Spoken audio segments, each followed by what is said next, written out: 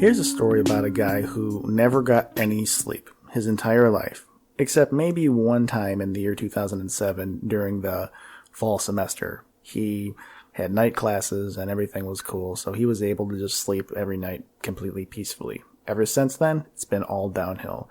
And then recently, this guy got health insurance that he hasn't had for years and found out about a sleep study. So he went to the sleep clinic, had a sleep study done, got a CPAP machine, which is for breathing with sleep, and as soon as he got that machine, he thought he would be sleeping, finally, and it turns out he has been miserable ever since, just trying to find air. And that guy said, "God damn it."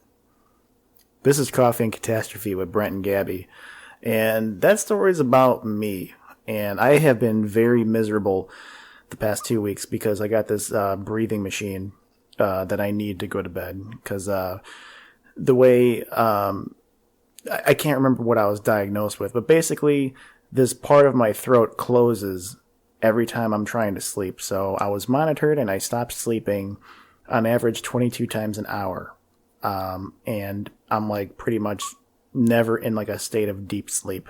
And it's been that way for years. So when you said that you got good sleep in 2007 during night classes, was it just because you were tired at the end of the day, or? I don't know, that part of my life.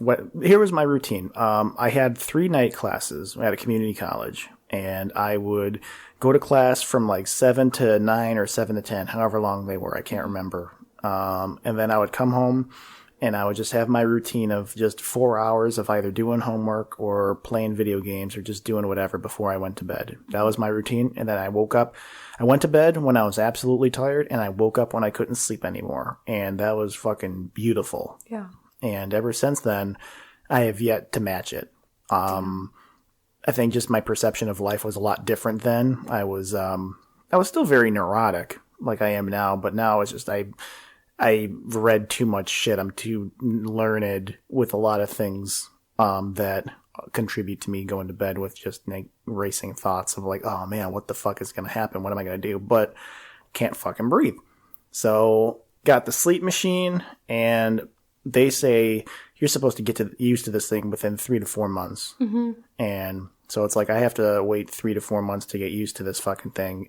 And I was so goddamn disappointed because I need sleep so bad. Like, that's what I want more than anything in life right now, is just one good night of sleep. Yeah. Fucking so bad. That, I mean, to me, I've never had sleeping problems, so I can't even imagine the hardship of not having a good sleep in basically 11 years. Like, I don't know how you function, honestly. I'm happy that you got the machine, but like, you know, to bring it to that idea of disappointment, like you had so much hope that this machine was going to help, and then it fucking didn't, or it hasn't yet. You're still in your adjustment period or whatever, but how fucking disappointing. Yeah. I built this up for months because as of the first of this year, I actually had health insurance and it would cover all of my shit. So that was the biggest thing in my life I had to fix, was just my sleep. And it took a long time because originally the doctor I wanted to see didn't take my insurance, even though online my insurance page said he did. So I went to a completely new doctor, and it was just this long process, and I didn't even have an overnight sleep study. I had this take-home test, which is pretty much a machine you put on your head, and it monitors your snoring through the tubes that you put in your nose. It doesn't release oxygen, and there are these sticky things that go on your forehead that measure body temperature. So when you stop breathing, your body temperature lowers. Mm-hmm. So that's how it measured that I stopped breathing 22 times a night. Yeah. So, and I'm like, the first night I remember I got the sleep machine was also the day, like the last day I worked the early morning shift at my warehouse job, because I was getting up at 4 a.m. to work that shit. And it was like ball breaking work. You know, as soon as you go in, 6 hours of just on the go, fucking, move. I didn't mind the job itself. It's just I couldn't stand waking up that early. I mean, I changed my whole life for 2 months. I would go to bed at 8 p.m. So I'm like, okay, this is the last day I'm waking up at 4 a.m. I don't have to set an alarm for tomorrow. I'm going to get my sleep machine. And I put the thing on, and it felt like I was suffocating. And I built this thing up so much, and I fell harder. And I think that's what disappointment is. when you are built up so much, you have such high and positive expectations, and they are absolutely not met. Yeah, I think any expectation that you have for someone or something, and when it doesn't happen, that expectation isn't met, that is the definition of disappointment.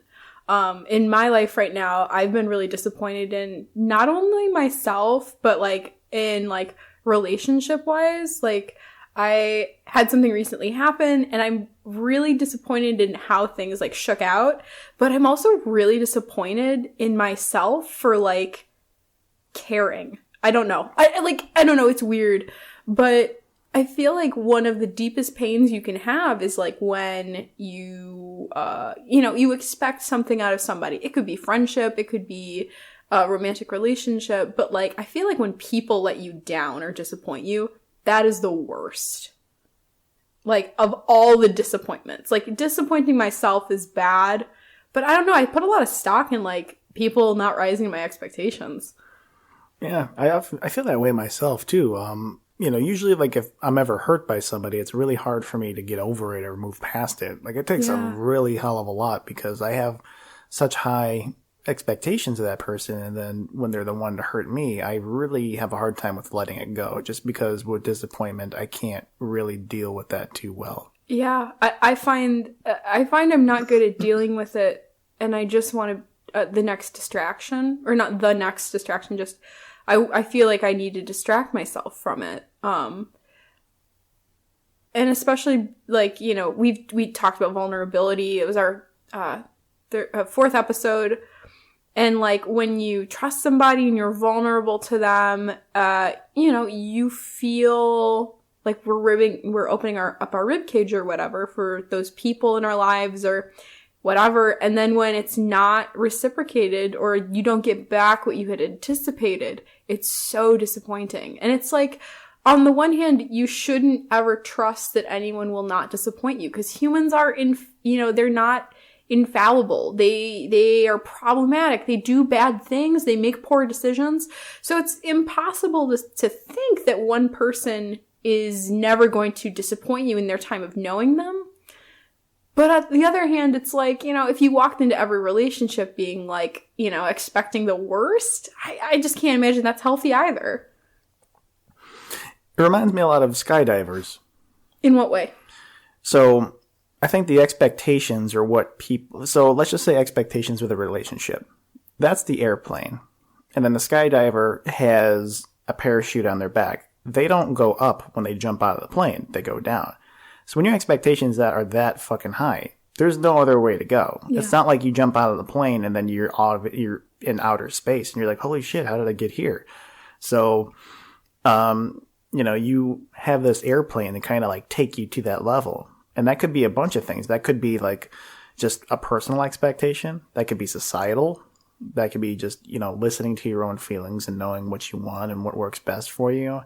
That could be something maybe with your job where you expect, okay, I'm not going to like this job that much, or maybe I'm going to love this job, and then you don't. Yeah. Oh, yeah. And like, I've talked a lot about how teaching, I wouldn't say I'm disappointed by like my career path, but at the same time, like, I really felt like it was sold to me like it was going to give my life like all of its meaning. And I don't think that's one person's fault or even the program's fault. I think it has to do a lot with how like teaching is portrayed in a lot of ways. But I felt so disappointed because I'm like, oh my God, I'm giving my all in this field. And I feel like so disappointed because I'm not getting the things back that I thought I would. That sense of purpose, that sense of meaning. It's not wholly coming from teaching, which is very realistic. You probably shouldn't have your whole meaning in life taken from your job. But yeah, I find that disappointing. I take a lot of, not pride, but I get out a lot from helping others, being in like meaningful relationships with them, romantic or friendship. And it's really difficult for me when like other people disappoint me, like we were talking about just now. In what ways though have you ever disappointed yourself? Oh God. That would be probably an entire podcast series in itself. So with me, I don't know, man. I I guess like what I could sum up, if you are ever in such a very dark state to where you are finding absolutely no meaning in your life, don't buy shit with money you don't have. That won't fix it. I would say, like, I felt disappointed in myself when I have turned to things that will never solve the problem. Like, eating your feelings never solves the problem. Hating yourself never solves the problem. I was actually thought you were going to say that, like, when you feel so low you can't get out. I've always felt disappointed that I've never reached out to somebody, like professionally. I have this, like, really big fear about talking to, like, a therapist, and I don't know why. But every time, like, I think about, like, the times in my life where I felt so low. Again, I've never been suicidal, but super low, didn't know where my life was going. I am kind of disappointed I never reached out to somebody professionally, because, like, that's supposed to be the responsible or logical thing you're supposed to do. Yeah. I'm very disappointed in myself because I never gave myself the chance early on in life to live up to my own potential. Oh, and wow. I just kind of fucked around. I had a lot of amazing and fun times in my youth. I just wish also at the same time I would have just planted these small seeds, and have been more motivated, and I would have probably been in a much different place than I am now. At least like in a career or something. Like, I could have, went to film school and I had the chance to meet, a somewhat big director. And, I just wanted to go home because I was tired and I just wanted to fucking sleep. Or, I just always thought that somehow life would work itself out to where no matter what happened, no matter where I was or how I was feeling, I would get what I want because I would want it, and it would therefore work itself out and find its way to me. And that's just learning that has really changed my life, and that's just not the fucking case at all. Yeah, that reminds me of, I'm still reading The Subtle Art of Not Giving a Fuck by Mark Mason, and he, in the first or second chapter, talks about, like, the issue is that with, like, self-help, you're so focused on what you don't have that you get, like, caught up in that. And then rather than, like, picking what's important to you to care about. And he also talks about, like, he had this personal story of, like, he thought that he really wanted, like, to be a musician, but he never actually arranged his life to, like, put it into action or, like, do those things. And I think that he is writing from a space where he's, like, come to terms with it and he's not disappointed in himself. But the other funny thing about disappointment in that book is he talks about he wishes there was a superhero called Disappointment Panda who goes door to door and tells you, like, horrible things, like, truths that you need to hear. Like, it's okay that making money feels good, but it won't make your kids love you, and, like, waddle away to the next house.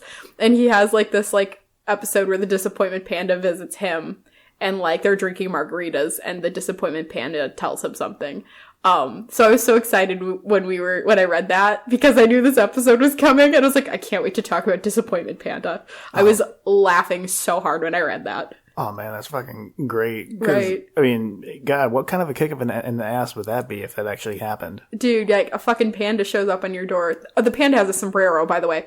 But the panda, like, shows up and is like, hey there, kiddo. Just remember, life is pointless, and, like, life has no inherent meaning. Walks on down to the next house, or, like, whatever that person needs to hear. Yeah, that's one thing I'm wondering. Do you think we need a kick in the ass, like, from somebody or some entity like, Disappointment Panda? Or do you think that has to kind of come from ourselves? Oh, well, I think both. I think you need to have the realization, but when you are incapable of having the realization on your own, you need Disappointment Panda. And, like, the hard thing is that while none of us have been most likely met with a giant panda wearing a sombrero to tell us all of life's hard bits, we've been met with Disappointment Panda in different forms. Whether it's like, if you use the example of, like, a relationship that fails, like, whether you realize it or not, that person is Disappointment Panda letting you know, like, this isn't going to work out, and it's disappointing, but it's not going to happen. Or maybe it's like your mom or your friend who tells you like something quote unquote brutally honest about like, maybe you're confessing how you've been slaving away at work and you just feel like you're exhausted and burning the candle at both ends. And that your friend reminds you like, well, money is just money, or work is just work. What is important? Focus on that. What do you think though? Do you think we need disappointment panda, or should it be an internal revelation? That's a good question. It has to come from within in order to make real progress, because if somebody came up, I don't know, because it would really help if I was told, yeah, Brent, you could have been probably living your dreams right now had you actually done just a little tiny bit of work starting in your early 20s, as opposed to me coming to that realization. But at the same time, I'm thinking of that from a much different mind than I had when I was 20 years old. True. So I always hated failing. And I always thought whenever I was good at something, I was able to really shine. And I've really been kind of hiding myself away over the past few years. Like, I used to be like really, really fucking creative. I still am in some way, but I used to really share that, with other people. I would make silly audio skits. I would make, like little goofy videos, just like little things here and there. But now I find myself thinking, yeah, no one wants to see that shit. No one wants to hear that. And I'm just like, fuck, man, what happened to that? Because I'm filled with so many new ideas and different perspectives in my adult life now than ever before. And I'm fucking hiding that away. Yeah. And it's killing me on the inside. Yeah. I've been there. I totally know what you're feeling. And to your point, I think it's like, if you have a disappointment panda moment with another person, like, it really is up to you to accept it or to not accept it. If you decide that you're not going to internalize what they said and take it to heart, then nothing's going to change, like you were saying. So it really is up to us to have that moment of acknowledging the disappointment or having, that harsh moment with yourself. And it fucking sucks. Like, everyone knows it hurts, I'd been talking to you before we started recording about a major disappointment in my life that just happened. And I was talking about how I feel like whenever I care for somebody, be it a friend, a romantic partner, family members, I literally feel like my heart is a cast of yarn, and I knit articles of clothing for them and give them to them, whether they know it or not. Like, with the person that I was with for 5 years, I knit him a sweater. With my brother and my dad, my mom, I've knit them at this point in my life, hoodies and jackets and pants or whatever. And then when someone new comes along in my life, sometimes I get really excited and knit them a sweater faster than I really should have and bestow that upon them. And the thing is that ultimately I like this image because when that person leaves, regardless of who they are, I have given them a sweater. I've given them literally a piece of my heart. And I feel like on the one hand, it's so gratifying because I know that I'm giving out love and compassion, but it's also really disappointing because sometimes they don't even see that you've knit them a sweater, or they're too stubborn to put it on or whatever it is. And they don't want to acknowledge how much of yourself that you've given, or it's not even maybe they're consciously doing it. They literally might not be in a space to recognize that you've given them a sweater or a part of yourself. So, yeah. Where's your sweater? Like the sweater that I've knit for myself, or where's the person who's willing to knit for me? The first one. That's, you know what? If we're going to talk about disappointment, I've always been disappointed that I don't love myself more. Like I was telling you, I have these moments where I'm like, I'm fucking rad. Anyone would be lucky to have me. I've had people in my life tell me that before. But for some reason, I really struggle with knitting a sweater for myself. It's so hard for me to do that. Yeah. Do you feel that if you knit one for yourself, you don't have that same amount of time to knit for somebody else? No. And I think that if I knit a sweater for myself, it would probably make me a better knitter for the other people that come in to my life. But yeah, for some reason I really get disappointed with like how I treat myself. And actually, kind of going back to that book, like Manson, his last name's Manson, talks about the fact that like we have this like feedback loop from hell about like when I acknowledge that I'm disappointed in myself, then I get more disappointed because I'm acknowledging my disappointment, and it's like this never ending spiral of feedback of like disappointment or anguish or whatever. So it's hard because like even with, you know, I'm really trying to be active in the gym and eating nutritiously and treating my body well, and the thing is that I'm always like disappointed because I will get on the scale or not have my clothes fit a certain way, and then I'm fixated on the disappointment of like not losing as much weight that week or not being a certain size yet and stuff like that. So it's kind of hard, and because if I'm gonna knit a sweater for myself, I have to knit it warts and all. You know, I've got to be willing to love myself no matter what. And for some reason, it's so much easier for me to love other people than it is to love myself. Yeah, I really feel that because, you know, it's a lot easier to have a perception on the outside. You know, like technically you have never seen your own back ever. No. Outside of a mirror or a picture. You've never seen the back of yourself. You've actually never seen your face, you know, like outside of a mirror or pictures or stuff. Like you can look at your hands and your feet, and you know, your feet tell you where the fuck you're going and your hands tell you what the fuck you're doing. Mm-hmm. But, you know, that's all you get. You don't really get to see who the fuck you are. Yeah. You know, which is where like your heart is, your ass is, like wherever, you know, all that stuff that you can't see, you know, it's just a lot easier to see in other people because you could see their back. Yeah. You could see their asses. Mm-hmm. Yeah, that sounded weird, but but what I mean is you are seeing the full picture of the person in front of you.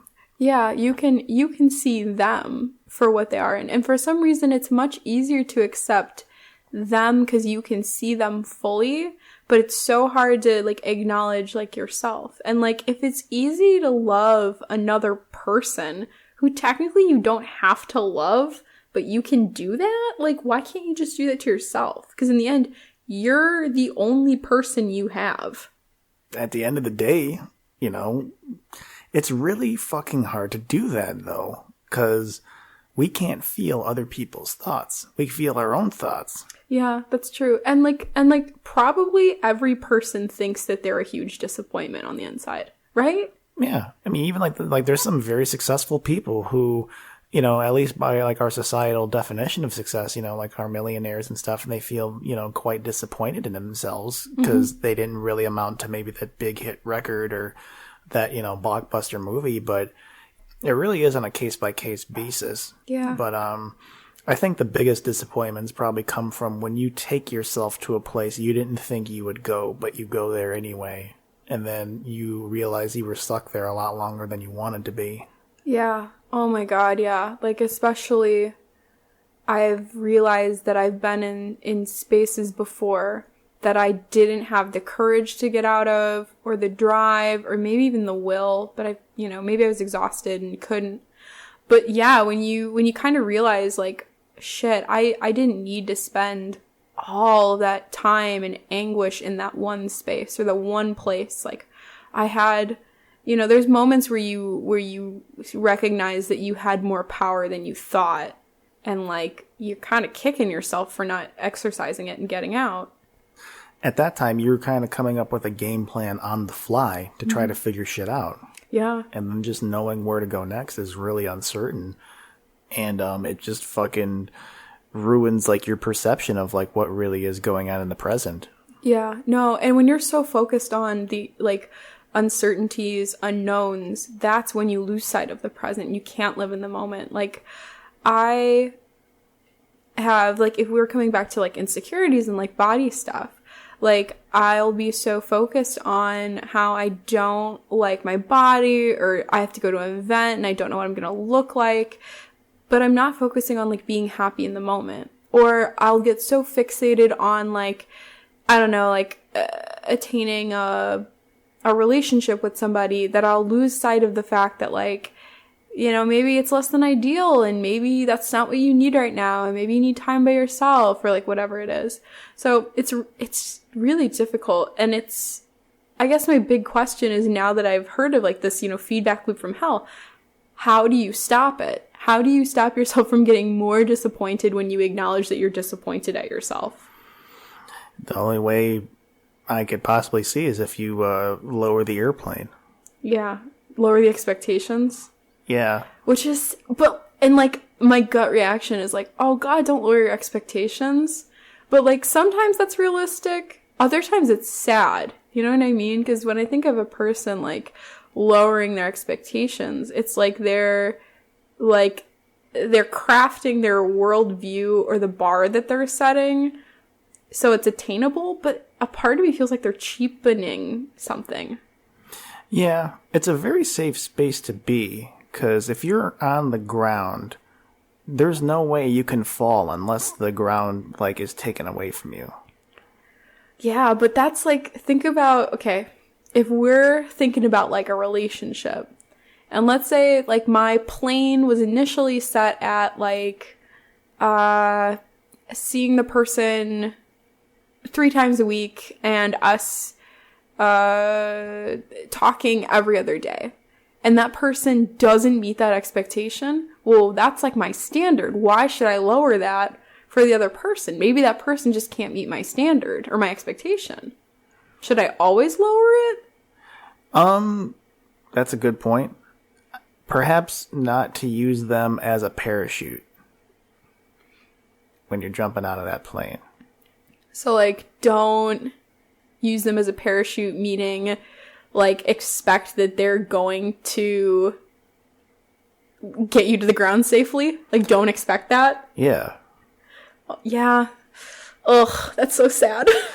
Yeah. I mean, of course you should have expectations for people. Yeah. But I think a lot of the times what gets us there are these other presuppositions of, or presumptions, I don't know the word I'm thinking of right now, because I'm so tired from not sleeping, because I'm disappointed in that shit. But there's always a fucking airplane that's taking us all the way up to like the very tip of the sky. Yeah. And, you know, there's really nothing else to do. Like, we could get out, just not even choose to get out of the plane, but there's no way to fucking get back down to earth unless you jump.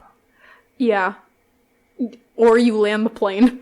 Yeah, so either you're going to have this parachute that will get you to the ground safely, and then you can be like, oh my god, I fucking loved that experience of just taking that jump, and then maybe you'll do it again. Like, you'll, like, because it's really fucking crazy at first, because you have that rush of adrenaline, and your heart is racing, and you're like, oh my god, I was very vulnerable to this person. Yeah. You know, I hope they don't disappoint me. Like, it's almost exhilarating to when you know that you can have a safe secret with somebody else. Yeah. Or you pull the cord and then they're just not there, so you fall back down to earth as a big pile of hamburger meat and goop. Well, your hamburger meat and goop when you hit the ground. And I think we've all frankly had moments where we've jumped out of the expectation plane and the person was not a good parachute at all. Maybe just like a plastic sack from a grocery store, and you fell to earth and you became hamburger meat and goop on the ground. Yeah, and you're trying to pick yourself up. But you're hamburger meat and goo, so it's really, really difficult. Yeah, you can't fucking leave the house. You're just a hand, and you want other people to pick you up. Yeah. And you need other people to pick you up. You know, you need that support system. At the same time, it takes a really long time to get turned from goop to a fucking person who can go out and jump again. Yeah, no. Oh my god, I agree 1,000%. And the funny thing is that, like, sometimes it's a faster process to become a person again from hamburger meat, and other times it takes longer. It just really depends. And I think one thing I'm always disappointed on is, like, I, like, do want to go from, like, one distraction to the next. Like, I don't like sitting in...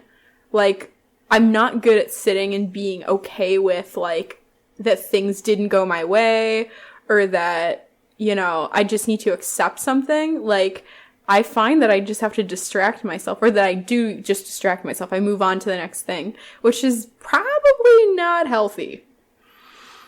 I could definitely see why, like, you would come to that situation, you know? Well, it's kind of like, no one likes feeling pain, so of course you want to distract yourself. But ultimately, like, you're not solving the problem.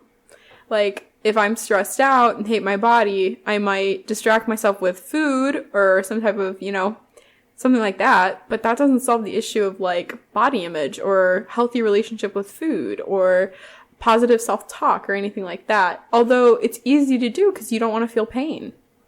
And when you're relying on somebody else to, like, to affirm that you are doing a good job and they're not around anymore, maybe they're still in the fucking sky and they haven't jumped yet. Yeah, and, like, you're staring up there as hamburger meat like you fucking asshole. Yeah. They just won't jump, and then, like, their fucking ass is in the sun, and you're looking at it like, oh my god, that's the whole fucking world right there. Yeah. And then they don't see it. And you're thinking to yourself, man, like, what's the fucking point of even jumping out? Like, what's the point of jumping again? Yeah, where you're just in that space of, like, why would I ever risk becoming hamburger meat again? Because it fucking sucks. And then you remember that jumping out of the plane feels really good. It's kind of like the immortality of our feelings. Because our physical bodies are mortal. Like, we're going to die one day. Like, hopefully very old in a very long time from now. Yes. But we're not promised tomorrow. No, when it comes to our feelings, though, when we're disappointed, like, to that level, or we have such, like, a negative, like, wave of, like, emotion or even, like, evil into our lives, that's a way of fucking, like, killing ourselves, killing our spirit. Yeah, definitely. Like, in the same way that we had that image of, like, hamburger meat, there's definitely been times where I felt like my soul and my emotion and my being has been chewed up through a meat grinder.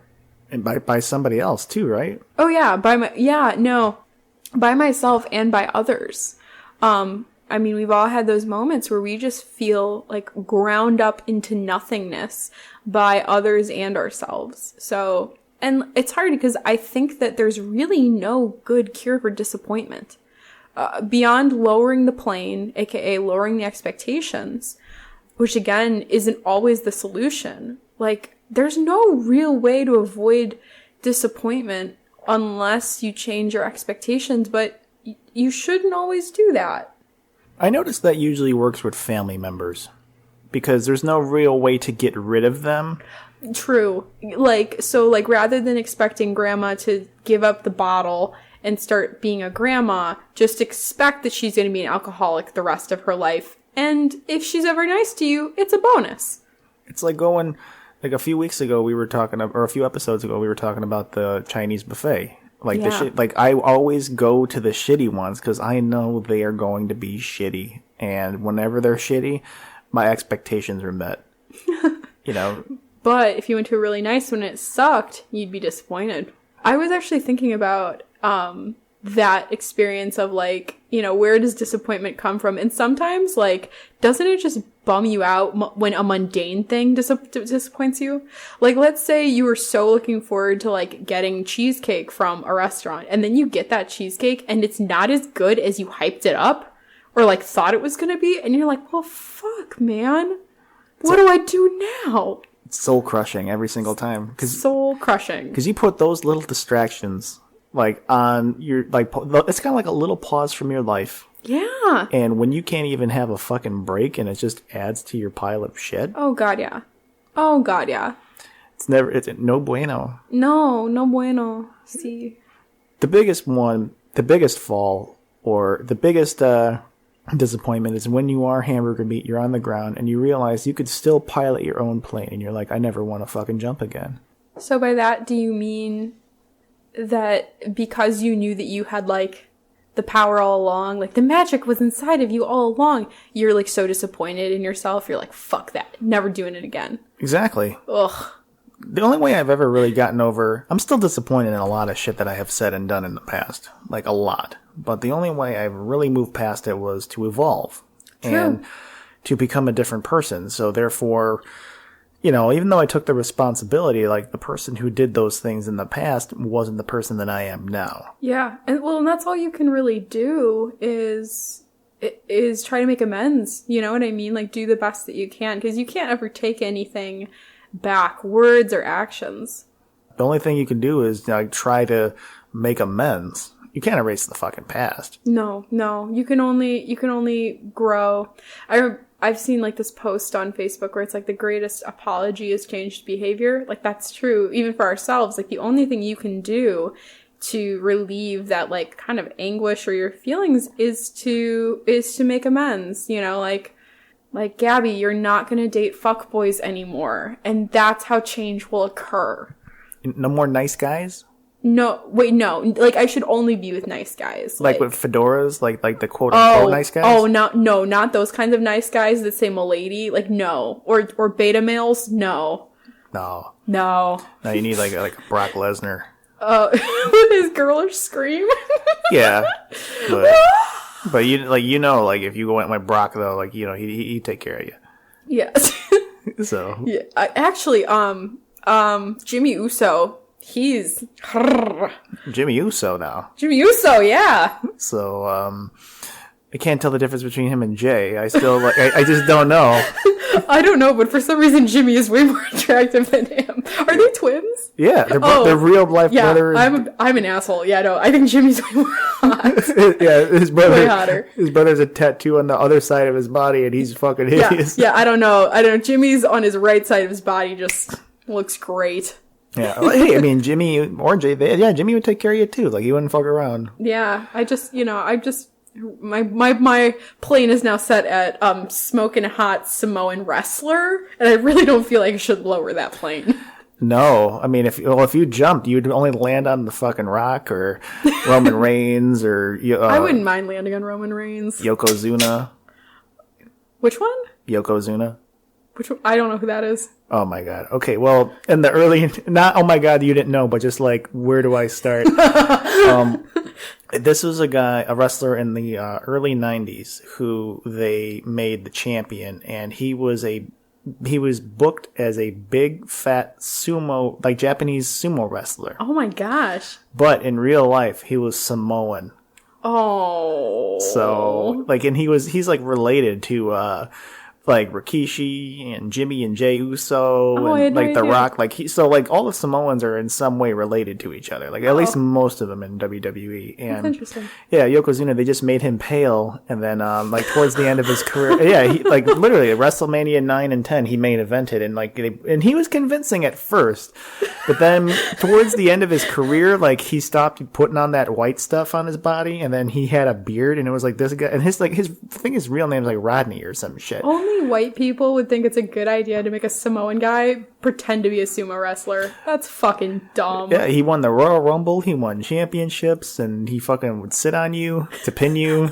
So you'd land on his big ass and fucking you'd be in ecstasy. See when he jumps out of the plane. Oh, you better watch the fuck out. You better watch the fuck out. See, that's another thing. He doesn't turn into hamburger meat when he jumps out of planes. No, everybody else does. But that's the thing. Sometimes other people jump out of planes and you gotta watch the fuck out. Okay.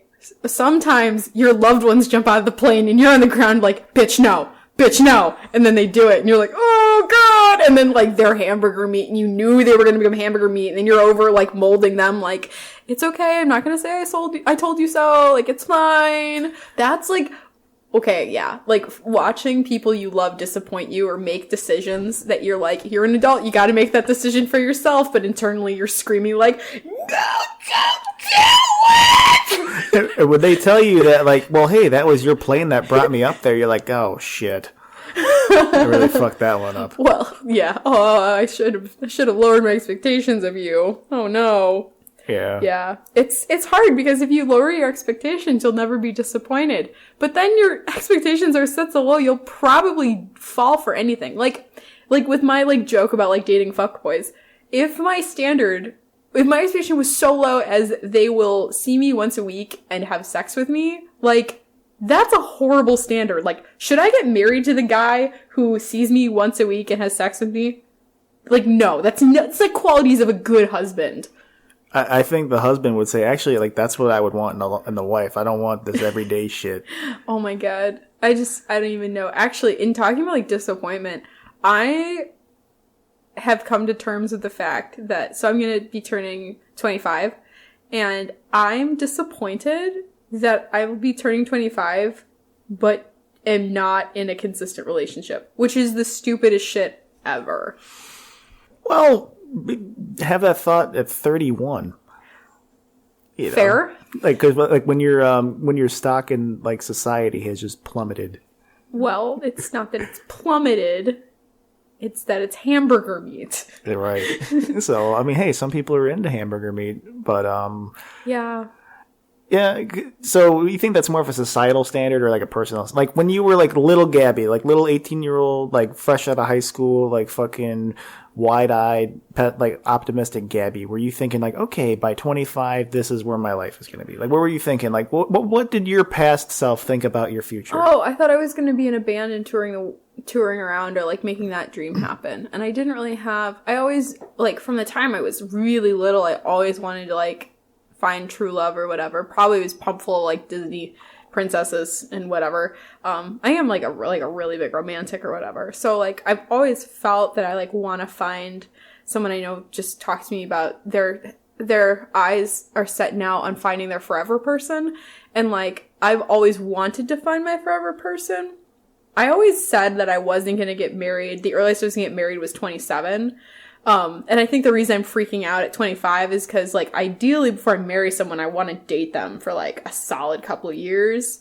So that's why, like, that's freaking. But that's, like, the earliest point. I think when I was 18, I had no conception other than, like, you know, wasn't going to get married till I was in my late 20s. And I wasn't going to have kids till my mid-30s.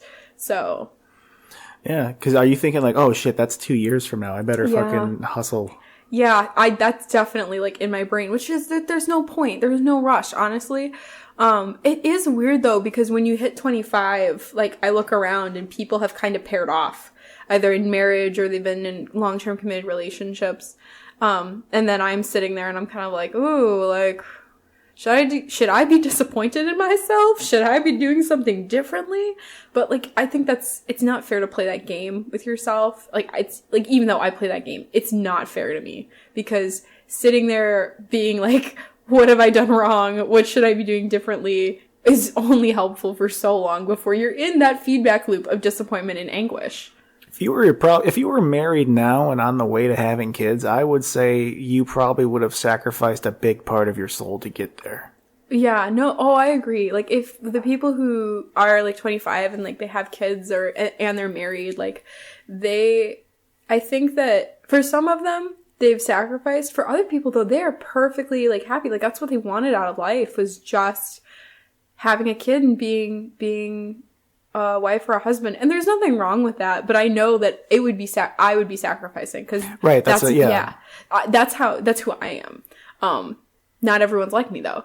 So, no, I agree. It's just weird, though, because, like, I don't know. It could also just be that, like, because I was in a 5-year relationship, I'm so, now that it's been almost a year being single, it's kind of like, oh, shit, like, something's got to give. Like, you know, why haven't I found somebody to consistently date yet or whatever? Fuck, it's almost been a year already? Yeah, it'll be a year. It'll be a year in June. Shit, it feels like it was a lot longer ago. Does it? Mm-hmm. I don't know how I feel I don't know how I feel.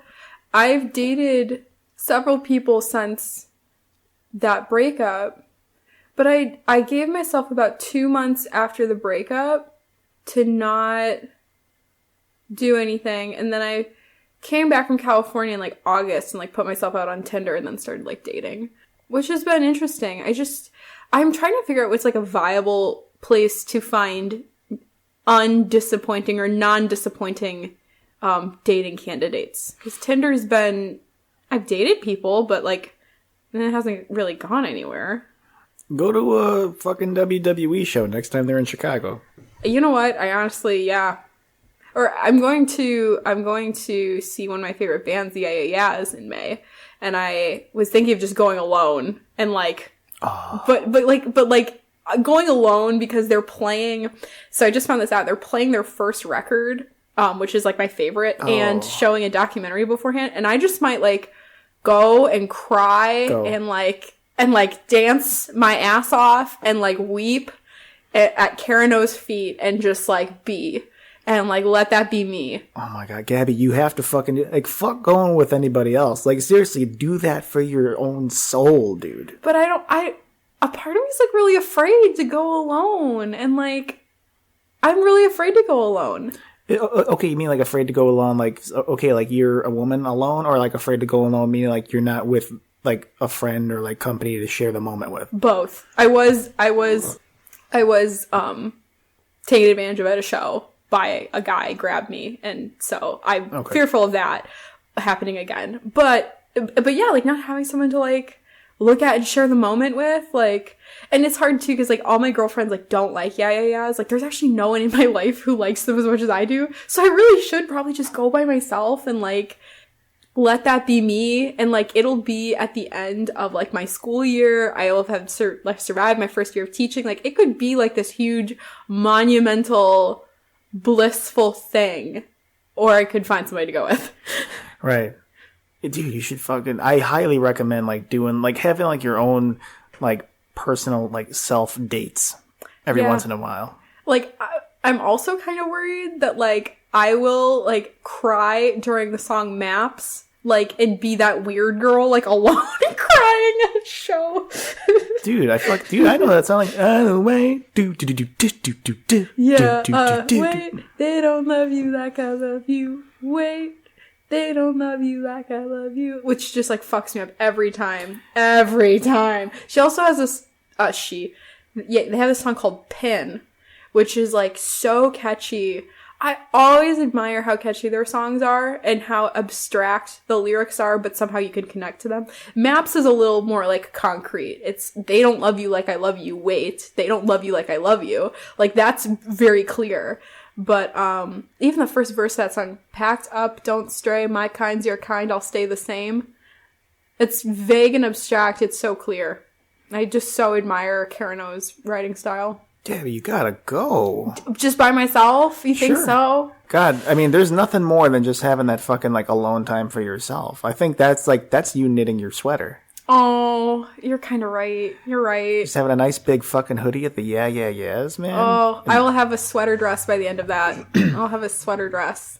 Oh, it's amazing. Like, some of the best shit that I've done, like, personally, is, like, stuff that I haven't invited anybody else to do or to participate in. Yeah. Like, I've seen comedians do completely by myself, like John Leguizamo. No one knows he ever did fucking one-man shows, but I've seen every single one of them, and I saw one of them live, and I was like, it was so fucking great. And see, yeah, and I could, like, I know the area well enough that, like, I know where to park, and, like, I could go to, like, a bar, like, beforehand, or, like, if I wanted to do something, like, I know my way around that, the city, so, maybe I will. Only time will tell, but I think you're right. That could be, like, my act of knitting myself a sweater.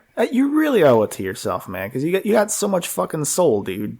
And you gotta fucking go and weep in front of somebody that takes you out of this life and takes you onto another plane with their fucking music, dude. Yeah, there's only, like, yeahs are, like, one of two, like, bands / people that do that to me. Yeahs, Jack White, or the White Stripes, which I'm seeing in April, a month before, and then the Kills, which last time I saw was about 2 years ago.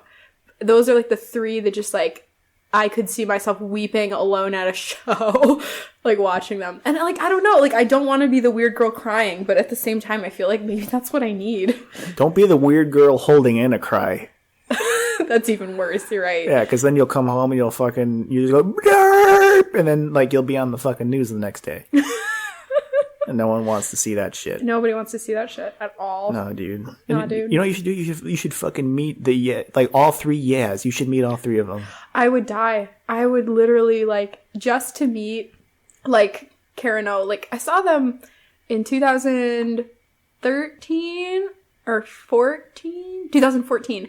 And they came out with this record called Mosquito. And I saw them up in Milwaukee. But it was such a big, like, festival ground space that we as in me and the person I was with couldn't get very close. And again, it was that thing of like, it was my ex-boyfriend, so like he like knew how much I love the Ayaz and love Karen O, but like I don't think he knew all the songs. He still had a good time. Obviously, we loved going to concerts together.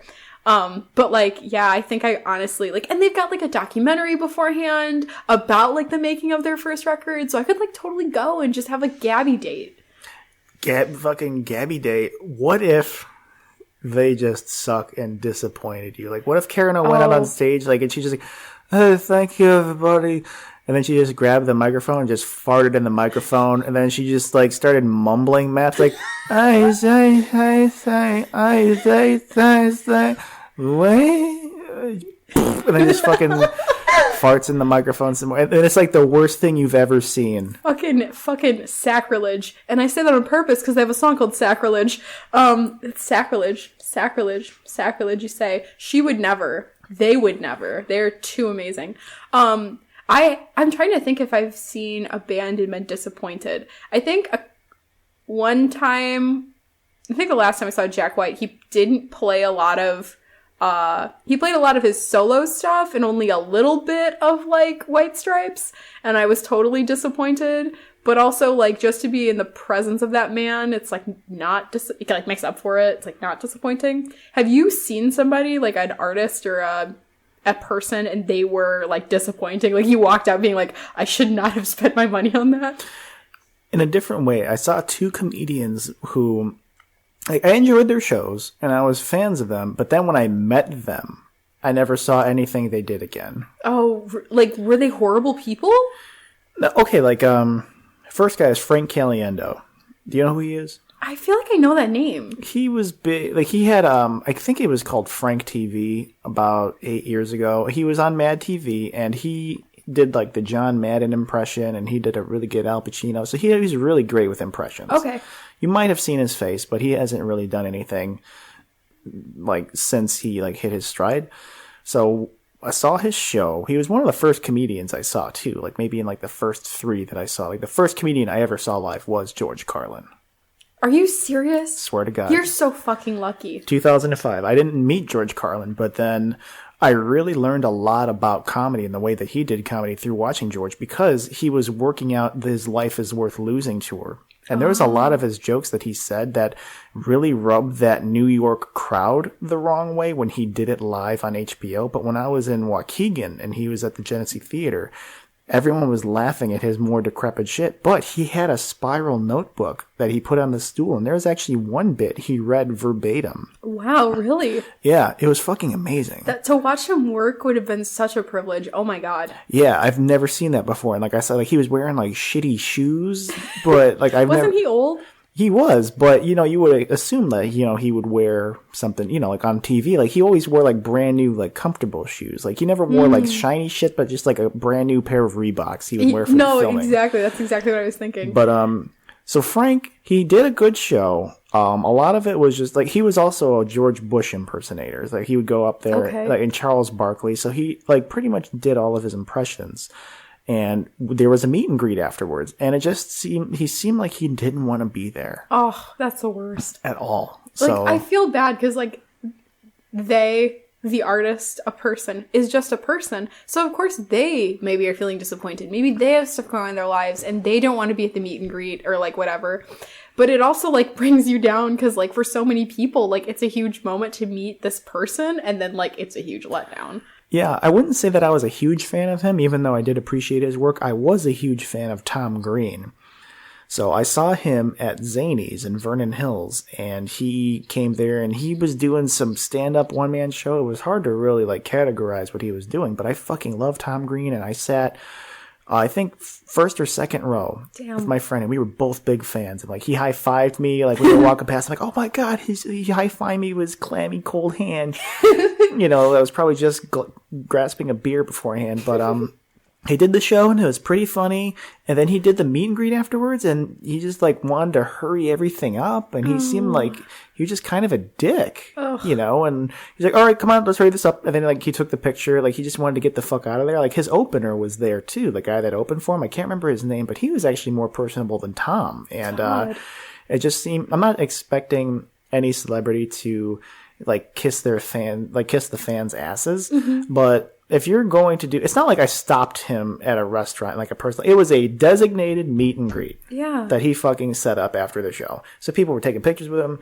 And if you're going to do that, at least seem like you want to be there. Yeah, and I feel like if you know that you're the type of, like, artist that you need your time after you perform, like, you're tapped, then don't put a meet and greet in your contract. Because, like, that's just super disappointing for the fan because they are like, oh, God, you, like, fucking suck. Like, I've luckily, of all the musicians I've met, I really haven't met too many, but of the musicians that I've met, they've all been very lovely, kind people. Like, there's never been a person that I was like, you're a fucking asshole. They've all been really sweet. So I hope that day never comes, though, where I like, God forbid I meet Carano and she just, like, hates me. Like, and I know it. I can just see on her face that she's like, who the fuck is this bitch crying at my show? Like, I would just die. Do you really owe it to yourself? And, like, do you have some hesitation, like, where you're like, I don't know if I want to meet her because she's such, like, you have her such high in that fucking airplane. And what if it turns out that she pushes you off it with no parachute? No, definitely. Like, I mean, honestly, though, like, my only expectation would be, like, my, like, airplane is set at with famous people, like, Smile, and that's it. Like, you know, every artist I've met, I, like, don't even ask for, like a picture. Actually, the last I got photographed with, I asked for Lindsay of Mindless Self-Indulgence. I asked for a selfie with her because I'd met her when I was 14 and it meant so much to me and I needed to tell her, like, how much it meant to me, and so we got, like, a selfie together, and she was, again, like, a lovely, so sweet person. And then I saw the Kills, and my ex and I waited outside and, like, got to meet them both. And then they were just kind of hanging out, and my ex was like, I'm gonna go ask for a photo because, like, you've got to. Like, you love Alison Mosshart. Like, you have to. And so I was really, really shy, and he went up to her and was like, my girlfriend's way too polite to ask, but can you guys, like, get a photo together? And she's like, yeah, of course. And, like, very sweet and lovely person. But, like, I feel like it's almost too much of an inconvenience. Like, I basically just want to shake your hand and say, like, your music and your art means a lot to me and you inspire me. Like, that's all I want. And, like, them to, like, politely, like, listen to that moment, and that's it. That's all I need. The person I want to meet the most is The Rock, and I know he would be cool to meet because I've never heard one bad thing said about him. Like, really? Not one fan, like, not even, like, his I wouldn't say co-workers, but just, like, other wrestlers, other celebrities. I've never heard one bad thing about The Rock, and he would probably, like, pat me on the back while I'm crying. And I would, like, do you think he would cry? I would fucking be a soggy mess if I ever saw Dwayne Johnson. And I would just be like, Mr. Rock, can you please call me a Rudy Poo candy ass? And he'd be like, oh, it's okay, man. It's okay, big dog. You can just pick yourself up, you know. Just I'll give yourself a second to compose yourself. And I'm like, can you please call me a Rudy Poo candy? That doesn't matter what you're saying. I'm like, oh, and then I would just orgasm. Hey, buddy, how do you feel? It doesn't matter how you feel. God, he would. Oh man, I would love to fucking meet him. There are a lot of people I want to meet, but I'm afraid to meet because there's a lot of, like, celebrities that have been influential just on my sense of humor in my life that I would just love to tell them, but their persona, I don't know if matches their real life character. Like, I would love to meet John Leguizamo and just, like, thank him because he had 4 HBO specials. He had Spicorama, Freak, Sexaholics, and Ghetto Clown, and even Mambo Mouth, you know, which I actually hunted to find on VHS. So if anything, I bring that to have him signed. But, like, those skits that he did, like those one-man shows he did, like when I was a kid and I watched all of them, I'm like, oh my God, dude, like you really brought out this, like, performance, you know, like, aspect of myself that I really, like, embrace. And same with Cheech and Chong, man. Like, Cheech and Chong, before they became Cheech and Chong, they were fucking, they would go out on stage and do skits. Oh, yeah, Sister Mary Elephant. Yeah, Sister Mary Elephant, and, like, Dave's Not Here and all that shit. Here, yeah, exactly. I would love to just fucking say that, but when I saw Cheech and Chong live, I didn't get to meet them in person, so it's just, I don't want to be disappointed with some of my heroes. Like, I'm glad I never got to meet George Carlin and Richard Pryor, because I didn't want to be disappointed by them, because they're still very, like, close to my heart. I mean, there's a few guys, like, I know, like, Patrice O'Neal would have been, like, he would have been, like, appreciative, but if I came at him any certain way and he would have been a dick, that would have been like it would be like an honor for him to just like talk shit. You know what your problem is, man? Fucking goofy ass white boy. Like, oh my god, just to have him like just cuss me out and like just tell me like, oh, so you're coming at me with this shit. You know, like if Patrice would have done, like that would have been great. See, like that's my fear is also like I don't want to inconvenience them because it's a person like you and me, and I don't know how I would handle with people all the time, like wanting a little bit of my time or my energy or whatever. Like I don't know how I feel. I think that like isn't like CM Punk like notorious for like people think he's being a dick or whatever, but I don't think he's actually trying to be a dick. He'd be like someone I'd be afraid to meet, or like Jack White, I would be afraid to approach because, again, I don't want to be disappointed and I would never be able to listen to another White Stripes record. But at the same time, like, the joke was my dad went down to Nashville where Jack White has his record label and have this shop. And my dad had joked, like, if I met Jack White, I was going to tell him that I need him to call you and like talk to you on the phone. And my dad like would never actually do that because he thinks it's horrible anytime you inconvenience a celebrity because it's a person like anybody else. But I was literally like, I would probably cry. I had to stop myself from crying when I met somebody. I forget who. I had to like do the thing where you stare at the ceiling and like tell yourself to calm the fuck down. Mm-hmm. I had to do that. So, and I also am really bashful, like, when I meet them. Like, other than, like, Lindsay, who I was like, oh my god, I met you when I was 14, and it meant so much to me, and I started playing bass then. Like, with the exception of that, I get super bashful. I'm just like, hi, how are you? I really like your music. And they're probably like, I'm sorry, could you speak up? And I'm like...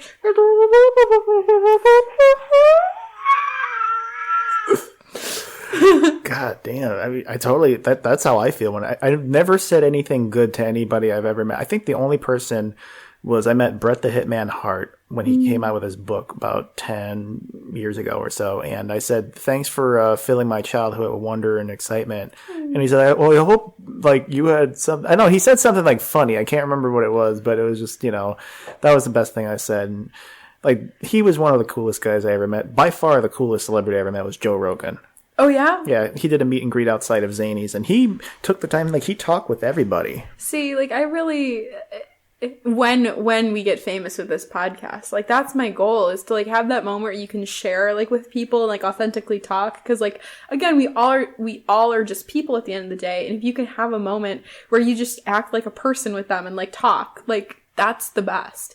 And the problem is that, like, I clam up, like, the most meaningful thing I said was probably to that Lindsay from Mindless Self-Indulgence, and I was like, oh my god, like, I met you when I was 14, blah, blah, blah, and she was so receptive to it. The funny thing was, like, MSI is known for being awesome to their fans. Like, when they come out, like, people, like, run up to them and hug them. Like, it's, like, awesome. I actually was watching their live special. It's called Our Pain, Your Gain. And they have this segment where the lead singer has this sign says kisses for $1. And he like full on like max on people for money. And it's hysterical. And he probably got herpes doing it. But people at shows will still ask for kisses from him or like whatever. And like, that's fucking awesome. That is. Fucking, well. If George Carlin like was giving away kisses at the end of his set, I'd do it. I mean, dude, okay, like the 7 dirty words came from him. You know, you want to kiss the lips that formed the 7 dirty word bit? Why not? I mean, God, if there's anybody that's been more influential in my life, it'd be him. So why not grab his ears and like consensually just fucking lay one on him? I like that you said consensually. Consent is important. Yep, you know, like affirmative, you know, like reassuring, positive, enthusiastic consent. Yes. From George, like, oh yeah, just put your tongue in my mouth. You know, why? I'd be like, oh, okay, George. Oh, okay, George, that was kind of forward. This is sounding like a bad fan fiction. Ugh, we'll stop it now. Yeah, so, That's funny. Yeah, no, I think the disappointment around, like, celebrities is a huge thing. It is. Because we treat celebrities like they're like kind of gods. in a way. So if your God disappoints you, like, what's the fucking point of living life? I mean, then like, you're just gonna become an atheist, because fuck God, and yeah. Because that's what atheists think. They think fuck God. Yeah. Or that was sarcasm. Or they say fuck God, and they also say, hey, fuck people. I don't know where I was going with that. That's okay. So, I still accept you. Thank you. I really appreciate that. And I hope you mean it too, because I got a lot of crazy shit. Hey, I totally accept you. You listen to me and my crazy. I listen to you and you're crazy. We made a fucking podcast about it practically. Yeah, we did. And we should get more fucking coffee, like, just to go with this podcast. Yeah. You know. We should get a coffee sponsorship is what we should do. Yeah. You know, like, I just hope, like, when we get famous, though, like, I mean, I would feel uncomfortable only signing tits. Yeah. I actually don't think I could. Like, I don't want to really touch your boob, or your butt, for that matter. Because, like, I would be, like, especially, like, if they gave me, like, a felt tip pen, like, I was just, like, I'm like, oh, God, and, if I could do a piece of paper and a picture about it, signing a tit, I'd feel too awkward. I know, yeah, I couldn't. And I have them, and I couldn't. Yeah, I would, like, just, yeah, if you can't even sign your own tits, like, what's the point? Yeah, I wouldn't sign my own, let alone sign somebody else's. So. They would be so disappointed when you say no. Oh my God, you're so right, though. But I don't want to disappoint people. Yeah. Do you find that you don't want to disappoint people? That's a huge part of my psyche that I've tried to repress, but keeps coming up. I do, but I often find myself in positions where I do a lot. So I disappoint people more than I don't.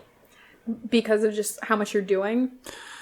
No, I mean, it could be a lot of things. Like when I was younger, man, I was like the fucking go-to guy for almost everything. Mm-hmm. And then just like the older I get, it's just, I'm more tired now, and I'm just kind of, I'm just very different now and more reserved and introverted. So I don't think that's a bad thing, though. Sometimes that's like what you need. Like, that personal evolution is okay. Because, like, you are who you are when you need to be that. Yeah, I mean, I do have a few friends that I have really let down in the past. And, we have worked our ways through it, and really found, like, that we're having, like, really great friendships now. But those were, like, really, really hard to, like, work through. Oh, of course. And I've had friends who've really disappointed me, and I don't know if those friendships could ever be salvaged again. So, if anything, I'm finding more ways to disappoint myself these days, and I don't like it because I make little promises to myself, like I'm going to do this, and then I don't fucking do it. Yeah, well, it's almost like at the end of the day, disappointing another person is hard because, like, if you disappoint them enough, they can walk away from you. You can't walk away from yourself. No. Like, or yourself can't get so pissed off at yourself that you walk away from yourself. Yeah, I've only ever able to do that one time where I like feel like I left my body metaphysically or like symbolically. Really? And then walked away, like, into the person that I am today. That's really interesting. So I've only heard of people like there's an exercise where you find a moment from your childhood and you envision yourself as an adult coming to yourself as a child and hugging or like listening to them talk, and that's supposed to be like a big thing. But that's really interesting. That must have been a super powerful moment for you. Yeah, it's almost coming up on the 4-year anniversary, April 20th, 2004. Wow. Or 2014, rather. 2014.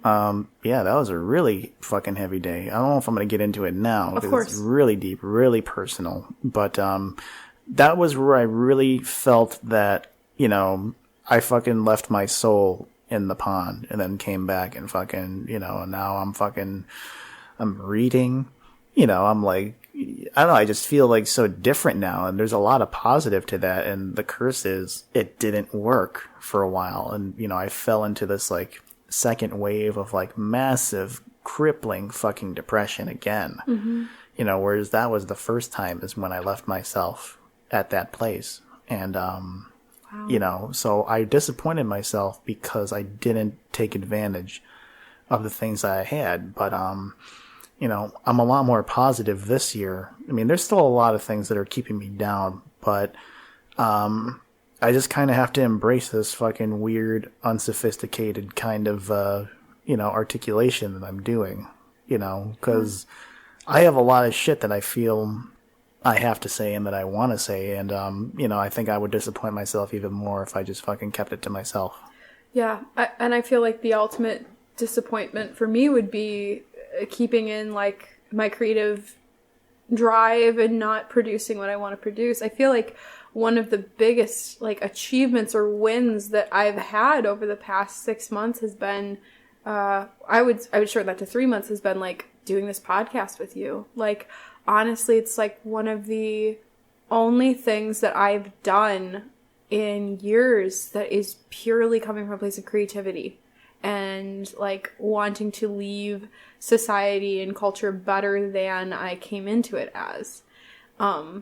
And if we had never done this, I'd be so disappointed. And now I'm trying to put my sights on like music and finally like honing stuff. I was yesterday like made a list of like songs that I have like written and like trying to get a vision down for like an album or like an EP at least. And especially it's been helpful like starting this podcast. I feel like I understand sound engineering and editing a lot more, so I feel like I could record it like by myself, which is really empowering. So I feel you, but if the day never comes that I release music, I will have disappointed myself to no end. I will die with that disappointment. And that's a really fucking unfortunate feeling to have too, but there's something deep down inside you saying like maybe one day it will happen.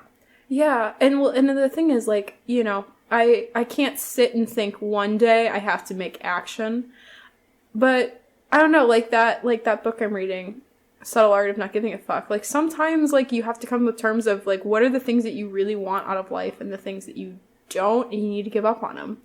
Like, what can you live with? Like, what really matters? What do you really give a fuck about? And then put your eggs in that basket or whatever. So, it's hard, too, because I feel like I spent so much of my life and energy trying to not be a disappointment. I mean, I did really well in school, got a master's, got a great job. I've had great reviews on my work this past year, and I've really gone, like, above and beyond. Yet, somehow, I do still feel like it's not enough. Like, it doesn't fulfill me, even, like, spitting into a microphone with you does, which is weird.